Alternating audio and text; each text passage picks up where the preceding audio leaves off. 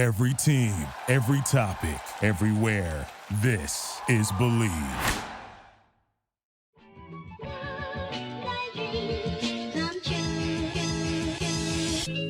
Welcome into another edition of the JMU Sports News Podcast. It's been a while, Jack, but we are here. I am Bennett Conlon. You are Jack Fitzpatrick. All the good old things we love to say as we start these. Pretty exciting to be here and talking a little baseball today. You know, that was a fantastic way to stall a little bit. As I figured this out, our partners at Bet Online continue to be the number one source for all of your betting needs and sports info. I'm on a hot streak in betting. I'm 4-0 yesterday, 7-2 on the week.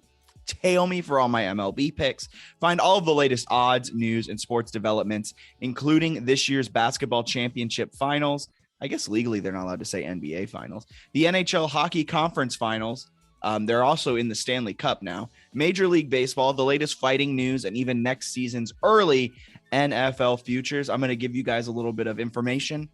The most money at DRF Sportsbook and the most amount of bets is on Denver to go under their win total at 10.5.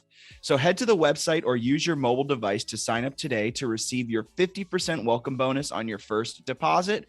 Just use our promo code BELIEVE. That's promo code BLEAV, BELIEVE, to get the bonus and get in on the action. Bet Online, where the game starts. And like you said, we have a lot of fantastic stuff to cover today, from baseball extending Ikenberry through the 2024 season. We both were probably a little bit simmered down from our initial reactions of when it happened. But more importantly, can the Sun Belt become a two-bid men's basketball league? Yeah, that'll be quite the discussion topic. Should we start with we should. And sorry for just throwing so much at you right there. That was a lot. That's not too much. I think that's all we've got today, right? We don't have nothing's happening in football that's all that relevant. I mean, we could talk a little football. There's always stuff to talk about with football, but and there will probably be a little bit of football talk splattered in amongst it all, because somehow, some way, True. Kurt Signetti finds his way up into our conversations. But very true. Yeah, they're extending Marlin Ikenberry, head coach of the baseball team. So he'll have, based on the contract, which I don't think they've actually finalized the contract. I think they just said that they were going to give him 2 additional years, or at least a contract through then. I wonder if it's like a 1 year with a second year option, or if it's truly like 2 full years. I'm imagining, if anything. But it's a little surprising, actually, because Jeff Bourne had given Marlin Ikenberry a lot of these like 1-year deals. And I assumed that after they kind of faded down the stretch, they would not be thrilled about the prospects of him leading the Dukes into the Sun Belt. I was wrong. I guess for me, 2 years is better than 1 year, but I was a little surprised that they did extend him. it wouldn't be hilarious if right now they're trying to work out this contract and Jamie's trying to like pay him very little money because his performance hasn't been up to standard. And like Ikenberry's like, no, I deserve, like they're trying to take money off the table or something. I think that'd be hilarious. I can't imagine it's going to go any higher other than like inflation purposes. Like, I mean, I don't think it's going to be a raise. Like he hasn't taken him to an NCAA tournament or like really even contended in the conference. And has he ever won a CAA tournament series? I think he conference tournament win in like 2 back at VMI, but they're not good. Yeah, they're not good. Yeah. So what was your initial thoughts on the extent? I want to hear your thoughts, your breakdown, your initial, like when you saw the news come through, what was your reaction? Kind of surprised, but like the longer it took from the end of the season, it kind of started to seem like, oh, maybe they're actually going to extend him. Because if you didn't want to, you would have just announced that early and put yourself out there and then start searching. So the longer it took, it started to be like, oh, this is kind of weird. So a little surprised, not like floored, because he hasn't been horrible. I mean, they're like an average team. It's not like he's, been 20 games under 500 every year and they're like pathetic. I mean, they were within a run of Tennessee on the road in a game this year, almost beat a Maryland team that was really good. They've had some good games and good performances. We've also touched on their not so great performances, but a little surprised. And Warren lean that way. He seems very patient with coaches. He was patient with Lewis Rowe and patient with Marlin Ikenberry. Now, I'd rather have the athletic director that's reasonably patient than one who's like overly reactionary. I also don't think Marlin Ikenberry is going to be the head coach in like 5 years. So I don't know that it makes the most sense. It seems like it would have made sense to move on, but I sort of get where he's coming from. And I think they'll be kind of average for the next 2 years. Yeah, I think that's my takeaway is I don't think Ikenberry is the long-term solution. So why not just move on from him now? He's a great coach for like a VMI where he was before JMU. He's a great coach for lower level D1 teams. I don't think he's the coach to lead them into the Sun Belt. I hope I'm proven wrong. He's a fantastic guy by all accounts. Every player that you talk to about Marlin Ikenberry loves him. Every media member loves him. Not taking anything away from that perspective, but his results just haven't been there on the diamond. And as a JMU fan, I want results. I want, especially after 6 years of him coaching this team. And by the time this contract's up, he'll be done with his 8th year and he probably still will be hovering around 500. And if there's ever a time to move on, I'd argue it's a time of transition. Your team's not contending for a CAA title. Your team's not going to be contending for a Sun Belt title. Your team for sure isn't contending for a College World Series berth. So why not in this time of moving to Sun Belt, move off of Ikenberry and try something new? You don't need him to right the ship to hold it all steady like you do for Curt Cignetti in football, because in my opinion, and correct me if I'm wrong, Bennett, when you're moving divisions like this in football, if your program takes a nosedive, it's really hard to get out of that nosedive, in football specifically, but in almost every other sport, it's not as hard to get out of it. So why not take the transition? And if you nosedive, you're behind the 8 ball for a year or two, but then you're right back at it. I mean, look at Byington. You're behind the 8 ball for a few years with Rowe, but then he comes in and immediately wins you the CAA regular season. So why don't you take that chance on baseball? Yeah, it's a little confusing. And he's technically had 7 years, but it's more like 6 seasons basically, because like 2 of them are really short. But his best record in conference play, he had a 13-11 season his first year, and then they were 12-11 this year. They've never been more than 2 games over 500 in CAA play. The 31-26 season they had in 2019 was their best like overall win total under him. I think the thing that confuses me is there are some fans who say like the move to the Sun Belt, playing better competition, you can get better recruits, they're going to make a step forward. I don't understand why they would just get better playing harder teams. That doesn't make any sense to me. How do they get better recruits? How do you, the CAA is also not a terrible baseball league. I think they can get, if you have like multiple teams consistently getting into regionals and stuff. So I don't hate that argument. It's just like they gave him a 2-year deal. So those recruits are going to commit, which they typically do in baseball in like 8th, 9th, or 10th grade. So by the time the contract's up, the recruits won't even be at the school. And then you also like, why is playing a harder baseball team going to make a team that's underachieved suddenly achieve higher? That didn't make any sense to me. There's that logic that like, they'll step it up here. They know they got to raise their level. It's like that. I don't think they're going to raise their level. I think they're now going to play in a harder conference and be more games below 500. I just think they're going to be really, really average, even though they have some good talent coming back. So hopefully I'm wrong and they do get better. And I understand Jeff Bourne giving it a little more time, but I don't really think it's going to work out that well. Okay. So I have a comparison that I want to run by you. Tell me I'm stupid if it's stupid, but Tennessee baseball. Yeah, they just had their season ended against Notre Dame in the super regional in heartbreaking fashion, one of the upsets of the year, blah, blah, blah, blah, blah. But before they brought in, can you pronounce his last name for me? Tony? I think it's Vitello. Vitello. I'm terrible at pronunciation. So Tony Vitello, he's 190 and 75 since taking over in June of 2017. So he's coached the 18, 19, 20, 21, and 22 seasons, right? He's 190 and 75. This season, he brought them to be the best team in baseball. They're 57-9. He's taken them to the College World Series. They've had a lot of success since he took over. He took over for Dave Serrano, who coached from 2012 to 2017. 157 and 163 record. You see where I'm going with this? He never really took the team to the next step. There was always that promise. There was always that hope. They always had that talent and competing in a good SEC baseball league, but he never had a winning record in the SEC and only had a record above 500, 1, 2, 3 of his years.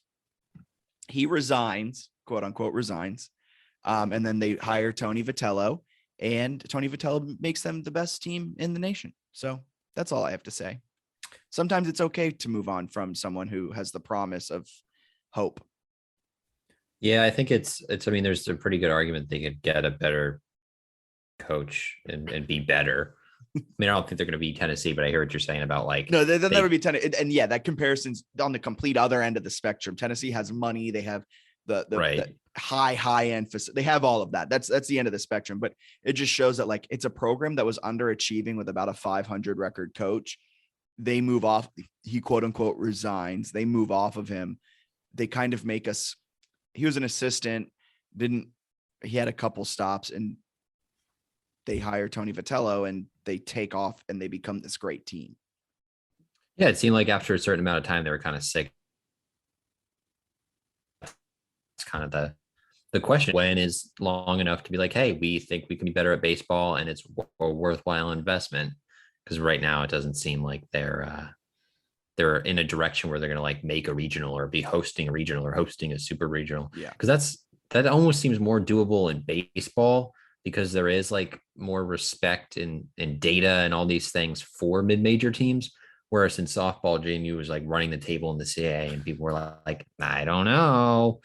They're maybe the 3 seed in their 4-team regional, and then they like make the Women's College World Series and win games. So it's baseball. I think it's a little easier as a mid-major to actually make some noise, and softball have the benefit of playing in the Sun Belt too, which will help a little bit. But yeah, at a certain point, don't you want to like be a team that could have a really good baseball team? And what's that going to take? Hopefully it happens under Ikenberry. It'd be really cool. There's nothing. It's hard to like project that when there's nothing in his past that makes you think that's actually going to happen. It was the same with Rose. Like, wow, they're bringing back Lewis. They got Darius Ben. And then you watch the games and you're like, what the hell's going on? Like, why is it not clicking? And maybe you need a new person. Again, they haven't been quite as bad as they were, like the basketball team was in the Row era, but like even the Row teams had flashes where like a few things go their way and they actually could have put together like a decent season. I don't think they were that far off in terms of like talent and competitiveness some seasons. So I don't know. It's like they're close, but are they ever going to take a next step? Who knows? Hopefully they're also losing Chase DeLauder and Travis Reef-Snyder, 2 of the best players on the team. And I don't know who they're replacing them with. Like Reef-Snyder was one of the best catchers in the CAA, tore up the Valley League when he played there. And now he's leaving to go to UVA. DeLauder's going to the MLB draft, looks like the 17th best prospect. So you just lost a lot of, and I know DeLauder was out of the lineup a lot last season due to injuries, but still you've lost a lot of talent over the last couple of years to MLB teams and other teams. Connor Hardigan was making noise at Virginia Tech with their run. Like, you've lost a lot of talent and you haven't filled those gaps. So yeah, he might be a great recruiter, but where has he been recruiting these last couple of years too? I have a lot more questions than I have answers. And for that reason, I'm going to have to be out. If this was American Idol, this is a no for me, Doug. And the other issue I had too a little bit was the Jeff Bourne. He had a thing in his statement that was like, we lost Chase DeLauder, and that was really tough. It was also sorry to interrupt, but it was also what all the fans and media were saying. Like, yeah, they were banged up by injuries, but not really that badly, in my opinion. Yeah, you lost Chase DeLauder, but like, why is your program resting on the health of one specific player? I don't know. It's a little bit like, we lost Chase DeLauder, so we'll just go back to the drawing board, get some under-recruited kid who puts on like 40 pounds when he gets here and becomes a first-round prospect. Sustainable. Same questions you can have for like softball when it's like Odyssey and Megan Good and Jalen Ford were all woefully under-recruited. It's like at a certain point, that strategy is not going to work. You can't just get like a 2-star kid that people missed on and they become the best pitcher in the country. Like that, at a certain point that stops working. And I think you maybe saw that a little bit where they like some of the like younger pitchers for JMU softball maybe weren't like quite as good as they expected. And there's still development. They have some really good recruits in the pipeline, which I think they've realized like, hey, let's go get some 4 and 5 stars. We can do it now because we had this great run thanks to those under recruited gems. But like the DeLauder thing was weird to me. It's like, we're going to sign him to 2 more years because Chase DeLauder missed 20 games. What? He's been the coach for 7 seasons. And like, and I like, he's correct that losing Chase DeLauder obviously does not help because he was murdering people, like playing really well. But at the same time, I don't know. It's like, you can't be, it's just the excuses. I don't know. I don't love the rest on it. Like men's basketball at times this year, they're like, man, we had a COVID pause. So 3 months later, we still stink. It's like, what? Like sometimes you can be slightly accountable with like the coaches, the team's performance and things like that. If you want to extend him, fine. But the whole, like, there were injuries and, you know, and all this, like you still had a pretty good team available. And sometimes the issue is the pitching staff gave up 13 runs. And like, I know Chase DeLauder sometimes pitched, but he wasn't like their ace or anything. You know what I mean? Like he wasn't someone they were throwing out there a ton at the end. I don't know. Like the pitching staff wasn't horrible at times, but at the same time, they maybe expected more out of them. They still hit the ball fairly well. I thought, I don't know. It was just a weird thing to be like, yeah, well, Chase DeLauder's gone, so we stink now. And also like the weird thing to me, and it's kind of why I give basketball the pass. It's like you had no chance of getting an at-large bid in basketball, so I get why you didn't care in the last 2 months of the season. Baseball, you competed with Tennessee, one of the best teams in the league, in the nation. You beat Virginia Tech, right? They beat them one of the games. I think I want to say they went like 1-1 against them or something. So you beat Virginia Tech one game. Like you're showing these flashes of being an elite level team. And in baseball, I feel like if you just put together a good run, you could have gotten a spot in a regional somewhere. Like you were playing for a lot more like that, because basketball, there was no shot you're getting an at-large if you don't win your league. Baseball, there was a shot you're playing in postseason, and they still pooped the bed to finish out the year, which I know it was already out of the question, but like you pooped the bed against Quinnipiac, for goodness sake. And like basketball had a pretty cool season. They won some big games and like stoked at the year they had. And even like baseball wasn't a bad year, and it was a hard year with like COVID and the CAA ban, and obviously some of the stuff that went on with the softball program, I imagine, with Lauren Burnett impacted some of the baseball players too. So like I totally understand that it was like a hard, tough year, and you want to bring Ikenberry back and all that stuff. It's also at a certain point, I don't know, like coaches are pretty much judged on wins and losses at the college and pro levels. Like it's kind of what you need to do. So at a certain point, and I think now in the Sun Belt, they need to be more competitive and they have to win games. They have some pieces to do that. I find it weird when you're extending, like if you're Jeff Bourne, I don't know. I mean, like you got to say what you got to say, but to have your explanation, part of it saying that this kid who developed it is something they had no idea would have ever possibly happened, getting hurt, is like a reason they're giving us an excuse. And again, it's like, yeah, if the best player gets hurt, I hear you. That makes sense. But it, like in some situations, Matt Lewis getting hurt for basketball, like he's a G League player. It made sense. Like I think they thought when he came in and developed, he could have gotten to that level. Chase DeLauder surprised everyone with how good he became. So I don't know. It's just a weird line in there, I thought, where that everyone was reciting. It was like, they lost DeLauder, and that's why they're 100. He was 153 and 159 over 7 seasons. Doesn't make any sense. Doesn't make any sense. It makes no sense. I'm still confused why he got a 2-year extension. I guess it's better than a 1 year, but 0 year would have been the best. Moving on from all of that talk, especially because he wasn't under contract, so it's a 2-year. And I would love next year, because I do think now it's like you really have to win. Like it's not like you can just mess around in the CA, but like you really have to win. This year they would have actually been competitive, like toward the top of the CA standings, and maybe had a chance in the conference tournament. So that part makes it kind of hard to judge. I understand that. But I'd also love like a more coherent plan of like how they're going to get better. And he doesn't actually owe that to the fans, but it'd be interesting because like question when he was like, yeah, I'm going to stop. We got our A starter, we got our B starter. He goes 3 innings, and then he goes 3 innings, and he goes 2 innings, and he goes 1 inning. It's like, why is, and nobody questioned it. They're just like, Marlin Ikenberry has an interesting philosophy for pitching. It was like, maybe we should question that the team that occasionally gives up like 14 runs in a game has a nonsensical pitching plan. Yeah, I agree. I mean, these are all great points. I'm not arguing with you at all. I agree wholeheartedly. Just gets me heated. It's like, tell me a way they're going to get better. Because we talked about it. The Valley loves baseball, Jack.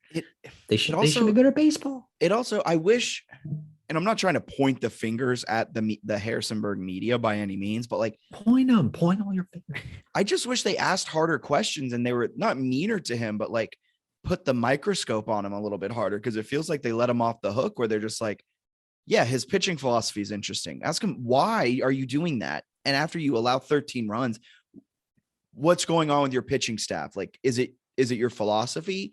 Ask him, why is no one filling the role of Chase DeLotte, or at least halfway?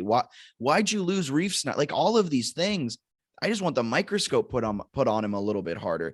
They kind of did the same with Lewis Rowe. He was such a nice guy. And I think it's because Marlin Ikenberry is such a nice guy that they don't ask him the really tough questions. And I would just love to have the really tough questions asked of Ikenberry. And I think they got a little bit toward the end when I guess it was Wallfish was there. I feel like he was asking some good Rowe ones that were like getting pretty intensive at times. If I have that correct with who was on the beat at the right time. It was Wallfish there. Yep. They went into the end stretch. Remember, they were talking about how they might get 30 wins. They might have the best year under Ikenberry. And then they were swept by Hofstra. They gave up 15 runs in the series finale. Maryland beat them 12-2. UNC took 2 of 3 from them. So they went, whatever that is, 4, 5, 6 out of their last 7 they lost. It was like, well, the season's up. I just think it's surprising that there's not a lot of follow-up that like, hey, they've talked so much about being this like widespread great athletic department, and the baseball team, which feels like one that's pretty relevant compared to some others, isn't really performing at a standard that looks like it'll work in the Sun Belt. Yeah, the standard is the standard. You know, the standard's the standard. So you just got to keep it up to the standard. The standard is the standard. I forget what some of the other ones they've been saying. There's a new one that like football teams have been saying that's like repeating the same thing, but I forget what it is. UVA did the more you can do, the more you can do. I like that one a lot. Gosh. If you can make the shot, you can make the shot. It just doesn't. So moving on from all of those, from all that baseball talk, let's go into a little bit of basketball. We have a question. So hit me with the question, Bennett. You're the one that saw it. I did see. It's Margaret Lamb, who has asked us some questions before. He was referring to Shane Metlin's 3-part series on Sunbelt men's basketball, which is an interesting read for the DNR. Kind of asking our thoughts on the Sunbelt men's basketball becoming a multi-bid league. No. He said Garrett was saying he probably doesn't think it could be done in the near future, but you never know in the long term.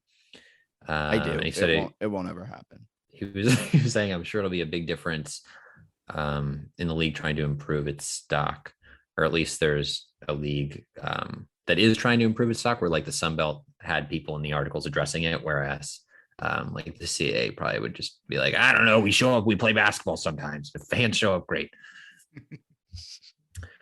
But yeah, what are your thoughts on a 2-bid men's basketball Sun Belt? No. Like, it's so hard to be a multi-bid league. Like, the A10 struggles to be like a 3-bid league at times. And they have a lot of good teams from top to bottom. They're getting kind of pushed out of the tournament. WCC has been a 1-bid league as of recently. And I'd argue they're the best mid-major league, maybe next to the A10. I'm trying to think of some other ones. I don't see a path forward for the Sun Belt becoming a multi-bid league unless JMU, and this might be homerism coming out, unless JMU takes some unrealistic leap forward where they can get an at-large bid without winning the Sun Belt. That's the only path I see, much like how Gonzaga runs the WCC, where sometimes the only way they can be a multi-bid league is if they lose in the conference tournament. I don't see it consistently getting an at-large outside of JMU. And I say JMU because it seems like they're the only ones that value basketball near, if not the same level of football. Yeah. Yeah. I think like ODU and Marshall have some level of commitment. So maybe there are some that could help step up. And I'm going to summarize the articles way too. It's more nuanced than this. And there's like good insights in the articles, but some of it legitimately boils down to like, you have to put money into the basketball program. You have to go win a lot of basketball games against good teams. And then you become a multi-bid league. And that's not like groundbreaking, right? Like, how do you get more teams in the NCAA tournament? You get better basketball teams, like, right? Like San Francisco and some of these WCC teams got better. St. Mary's has been good. Gonzaga has developed over the last decade from like a really, really good team to like an elite program, even though they don't have a national title yet.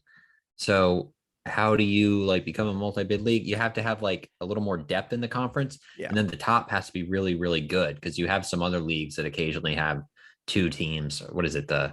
Where do Murray State and Belmont play? Is that like OVC? OVC. Yeah. Like that you can maybe get two in, but Belmont kind of got screwed by really, really weak league, among other things. So you have to be good at basketball. More teams have to be good at basketball. That's not going to happen in like the near future, I don't think. Yeah, you can't have your third best team in your conference being a quad 4 loss. Right. And that's what it is right now in the Sun Belt.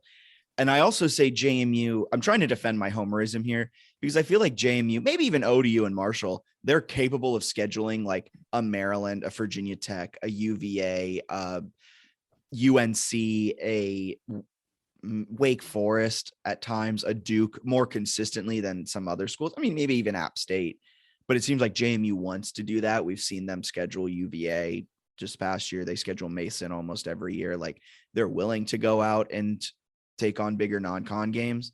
So yeah, not only do you have to have a better basketball team, your team has to be willing to schedule hard, rack up quad 1 wins. And I don't know if I necessarily see that happening in the Sun Belt anytime soon or ever. No, I think the other thing that's probably worth noting here as a former beat reporter is it's June. None of the teams are playing. So you got to like come up with content to like fill your weekly stuff. And it's a pretty cool idea and like interesting read. But if you call like Coastal Carolina's head coach or Marshall's head coach and say, I want to talk to you about being a multi-bid league, they're not going to get up there and say like, we're never going to be a multi-bid league. You know what I mean? Like they're all going to give you sort of the like, yeah, we want to do that. We'd love to become a multi-bid league and all these things. But putting that into practice is very hard. Like I feel like we heard Sean O'Regan talk so many times over the years on various interviews about like wanting the CA women's basketball to become a multi-bid league and how it was close. It never like came to fruition. It was just like a thing that people want. Yeah. So I think, so of course, if you're in the Sun Belt, you would like your team to make the NCAA tournament and bring more money to the conference and more money to your school. Of course, all of that makes sense, but it doesn't actually mean that any of that has any legitimate chance of happening. I think for JMU, the focus shouldn't be like, God, I hope Texas State keeps this up and builds something here so we can get a 3-bid league. I think the goal should just be like, let's be the best team in the Sun Belt and get the auto bids and win a bunch of games and build a basketball program, because the Sun Belt move had nothing to do with basketball. So you got to kind of do it on your own, I feel like, for a little bit. Also, would you say the CAA, would you say the CAA is ever going to be a 2-bid league? Probably not. And right. The Sun Belt is a worse basketball conference than the CAA is. Like Texas State, Texas. And they were the best. I want to say they were the best like Ken Pom team in the league, but everyone was like below 100. It's not like they're close to being a 2-bid league, right? Like you watch a lot of major basketball. The CAA is closer to being a 2-bid league because the CAA had Towson, which at one point was like 60 in Ken Pom. And like they weren't the number 1 team in the CAA. Like the CAA is much closer to being a two-bid basketball league than the Sun Belt ever is. And I can say that with certainty because the Sun Belt doesn't get any games on any network other than ESPN Plus. Meanwhile, the CAA at least gets a weekly game on CBS Sports Network, which is a really low bar that we're going to compare. It's just, they're not anywhere close. Like, I think that's the part that I'm trying to drive home. Is like, it's an interesting idea and a long-term vision, but they're not actually close. Because you're someone who's watched a lot of college basketball, and like if you take the top Sun Belt team and send them to play David Roddy in Colorado State, they're getting whacked. It probably wouldn't end well. I would argue if you take the top Sun Belt team this past season and put them against Towson, they would have been waxed. If you put them against Hofstra, they would have been waxed. If you put them against UNC Wilmington, they would have been waxed. Like, the top third of the CAA was much better than the top third of the Sun Belt. Like, much better. Yeah, there's a long way to climb. I would not expect. Well, I think that's another thing too, that like JMU basketball fans probably need to get a better national landscape understanding. I think that would be beneficial to like fans and how they do. Remember last year, it was like the third game of the season. They like beat Eastern Kentucky, or maybe it was the second game on that. Like Charles Fulton put back. At large hopes are alive. Like, what? The at-large hopes were alive going out of non-conference play. They were slim, but they were alive, and they had to ran the table. Yeah. And then the second they lost the first game of CAA play or whatever it was just like, and fans were like, the first well, if they win out from here, there's still a chance. No, there's no chance. A CAA quad 7 loss, which isn't even a quad, you're automatically eliminated from any discussion. Yeah. Expectation for what basketball will be compared to what football could be, compared to what any of the other sports could be, but they're not close to being a multi-bid league. Obviously that would be cool, but I think literally every mid-major league, well, probably not all of them, but a lot of the ones that are like in that level love to talk about that. And there'll be summer stories about how the coaches are like, I think we could do it. If 7 of the teams that typically suck and make no commitment to basketball and have no fan base turn this around, we'd be a good mid-major. All right. From all of that talk, we have 4.5 minutes left on our Zoom meeting. It's worth mentioning that coming up in football time, we'll be live streaming our recording of podcasts on Twitter. So if you listen to this podcast, I imagine you follow our Twitter, but just keep an eye on that coming in around August when we can start really diving into it. We'll be having position breakdown, position previews like we have the last 2 seasons. So a lot of exciting stuff coming up on the pipeline. Anything else you need to add, Bennett, before we get up on out of here? Sunbelt spring meetings happened like a week ago. Okay. They announced that they will eventually sponsor women's swimming and diving and field hockey. So those 2 JMU programs will have a home in the Sunbelt, and then women's lacrosse would be the one that's on the outside in the American Athletic, but that's a pretty good spot to be on the outside. Quick question for you. Keep this answer 20 seconds or less. Do you think Sunbelt created those 2 conferences because of JMU? I think it could have certainly played a role. I think they were probably one that like helped push it.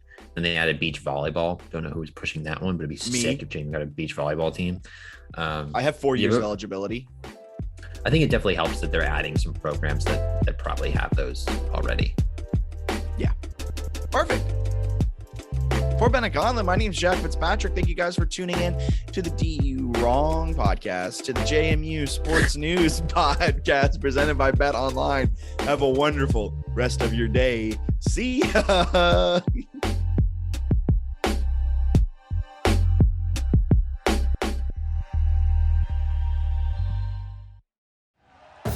Thank you for listening to Believe. You can show support to your host by subscribing to the show and giving us a 5-star rating on your preferred platform. Check us out at Believe.com and search for BLEAV on YouTube.